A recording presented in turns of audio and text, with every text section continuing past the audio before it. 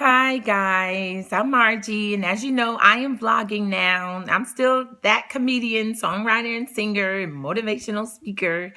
But today I wanted to come on and talk about something because I was just watching the news, and as we all know, Prince passed away, and I can't hardly believe it. But I know that the people that are close to him, they can't believe it because he was with them every day, and my condolences go out to them. But on the news, they were talking about the family is going to court and they're fighting. Well, I won't say fighting, but they're trying to get his assets because Prince didn't have a will. And it stated that he's worth 300 million, maybe even more once they find out about the songs that he hasn't recorded yet.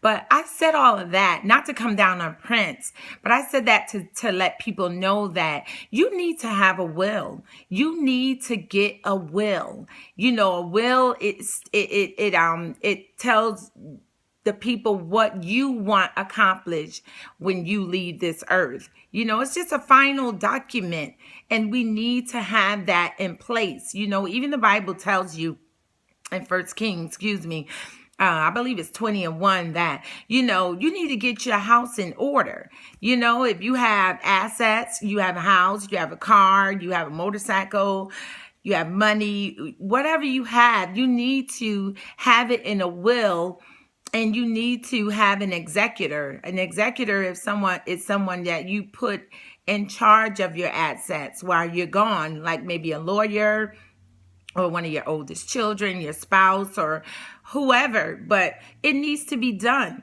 You need a will. You need a will, you know, not just a living will. Some people have living wills, and that doesn't have anything to do with your assets. The living will says whether you want to stay on life support or get off life support, you know, but we all need to have a will. You need to have a place where your assets are going, so that would minimize, I think I'm saying it right, minimize the problem of the family fighting over your assets. That would minimize the tension, you know, the grief, and it'll minimize the money, because it costs money to fight over you know, who's going to get what.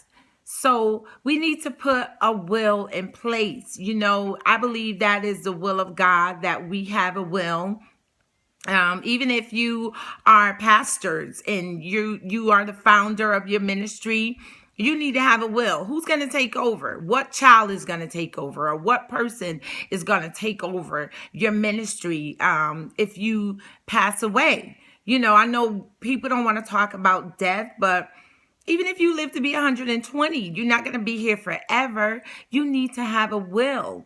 You know, and if you have a will for a very long time, there's something called a codicil. I think it's spelled CODCIL, and that allows you to go in and change your will, you know, over a certain amount of, you could change it at any time, but it allows you to change it. But what I'm saying is, you know, we need to ask God for wisdom, his knowledge, and his understanding. And we need to have a will.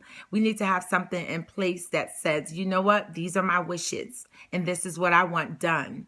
And people could deal more with that instead of saying, you know, this is mine, I'm keeping this, and I'm getting that, and you're not getting this money. And then we become enemies and we fight over assets of someone else. So I want to encourage you, everyone, every color, every person, that's whatever nationality you are, you need a will. So get a will in place. Let's not be ignorant. Let's have things in order in our lives. Let's not go through life saying, you know, I'm invincible, nothing's going to happen to me. Get a will. Get insurance on you, your spouse, your children. Have insurance on your assets. Get insurance. Do things decent and in order. Care about your life. Care about your children. Care about your family. Don't put your family through a lot. You know, so I just want to encourage everybody that don't be afraid to get a will. Don't be afraid to put things in order. And parents, don't be afraid to talk to your children Write everything down. Show them where everything is. Tell them what you have, so they'll know. It's not a secret anymore. Back in the days, it was a secret. You didn't know what the bills were. You didn't know what your mom had or your dad had. You didn't know what your parents had. It was none of your business back in the day. But now it's our business. It's your business to let your children know. It's your business that your children know. Some parents, they die and the children don't even know what to go get. They don't even know how to fight for their parents' assets. They don't even know